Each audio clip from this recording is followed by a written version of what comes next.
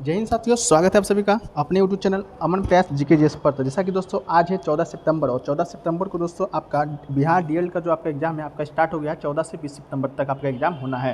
तो दोस्तों इसी कड़ी में 14 सितंबर फर्स्ट का जो आपका एग्जाम था आपका समाप्त हो गया है।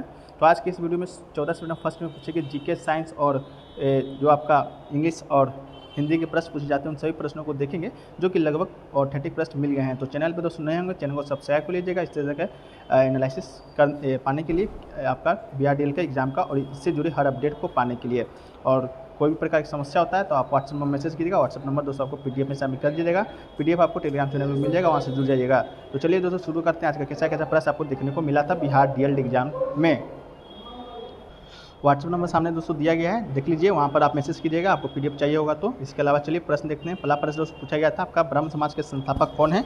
या आपका स्टूडेंट का कहना था या इस कन्फ्यूजन था कि उनके बाद कौन आगे बढ़ाया था ब्रह्म समाज को।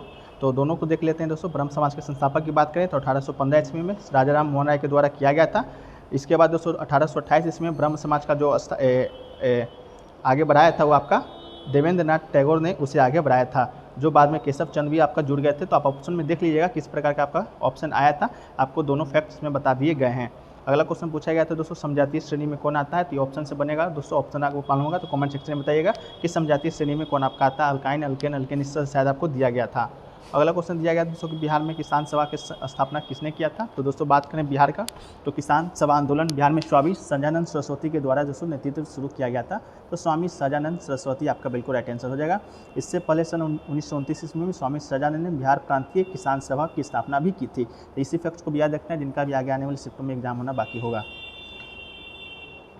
अगला क्वेश्चन है कि काला कानून किस एक्ट को कहा जाता है। तो बात करें दोस्तों काला कानून की तो ये रोलेट एक्ट को काला कानून भी कहा जाता है। ये कानून तत्कालीन ब्रिटिश सरकार के द्वारा भारत में उभर रहे राष्ट्रीय आंदोलन को कुचलने के लिए बनाया गया था। तो काला कानून कब आया था दोस्तों रोलेट एक्ट? तो आपका सन 1919 ईस्वी में आया था, जिसके बाद से आपका जालियांवाला बाग हत्याकांड आपका हुआ था। तो 1919 में आपका काला कानून आया था, जिसे रोलेट एक्ट के नाम से आपको जाना जाता है। इस कानून का बिना दलील बिना अपील के दोस्तों आपको जेल में डाल दिया जाता है। इस कानून का यही आपका अर्थ था। अगला क्वेश्चन था दोस्तों कि किस फसल के उत्पादन में बिहार देश है, जो कि देश में अग्रणी है। तो दोस्तों मखाना आपका ऑप्शन में दिया गया था, तो आपका मखाना बिल्कुल राइट आंसर हो जाएगा। मखाना में बिहार है जो कि आपको देश में अग्रणी है। अगला क्वेश्चन था दोस्तों कि अंतर्राष्ट्रीय महिला दिवस कब मनाया जाता है। तो बात करें अंतर्राष्ट्रीय महिला दिवस का तो दोस्तों ये आपको मनाया जाता है 8 मार्च को। तो अंतर्राष्ट्रीय महिला दिवस 8 मार्च को मनाया जाता है।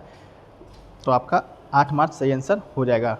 अगला क्वेश्चन है दोस्तों कि संविधान सभा के संवैधानिक सलाहकार कौन थे। तो दोस्तों संविधान सभा के संवैधानिक सलाहकार की बात करें तो वेनिगल नरसिम्हा राव, जो तो BN राव के नाम से भी जाने जाते हैं, वो आपका संविधान सभा के संवैधानिक सलाहकार थे। ये एक भारतीय प्रशासनिक सेवा के अधिकारी और अंतर्राष्ट्रीय न्यायालय के न्यायाधीश भी थे। इन्हें भारतीय संविधान के सलाहकार के रूप में जाना जाता है। भारतीय संविधान निर्माण के समय ये संवैधानिक सलाहकार थे। तो आपका BN राव राइट आंसर हो जाएगा। अगला क्वेश्चन था कि मानव शरीर में सामान्य रुधिरदाब कितना होता है। तो ये दोस्तों आपका 120 से 180 आपका बिल्कुल राइट आंसर हो जाएगा, जो कि आपका ऑप्शन में भी दिया गया था।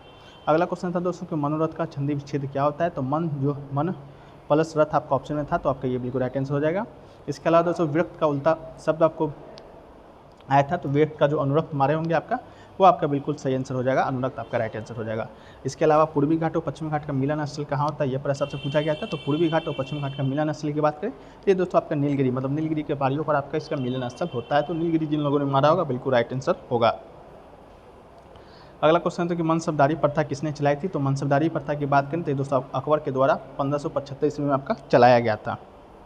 अगला कि ध्वनि तरंग कहाँ से नहीं गुजरती है। तो इसका सही उत्तर दोस्तों आपका निर्वात हो जाएगा। ध्वनि निर्वात से नहीं गुजर सकती है। ध्वनि तरंगे हवा, पानी या धातु जैसे माध्यम में कणों का यात्रा करता कंपन है। निर्वात एक स्थान है जिसमें कोई पदार्थ नहीं होता है।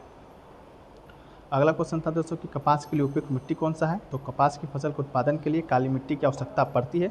ये सभी क्वेश्चन दोस्तों स्टूडेंट के माध्यम से बताए गए। क्वेश्चन आपका लैंग्वेज चेंज होगा लेकिन क्वेश्चन आपका वही होगा। तो काली मिट्टी आपका राइट आंसर हो जाएगा। भारत में सबसे ज़्यादा कपास का उत्पादन राज्य आपका पूछा जाएगा तो आपका गुजरात राइट आंसर हो जाएगा। अगला क्वेश्चन पूछा गया दोस्तों सोंग वंश का स्थापना किसने किया था। तो सोंग वंश की स्थापना की बात करें तो ये आपका पुष्यमित्र शुंग के द्वारा किया गया था। इस राजवंश का प्रथम शासक था। सोंग वंश की उत्पत्ति के बारे में कोई निश्चित जानकारी आपका नहीं है।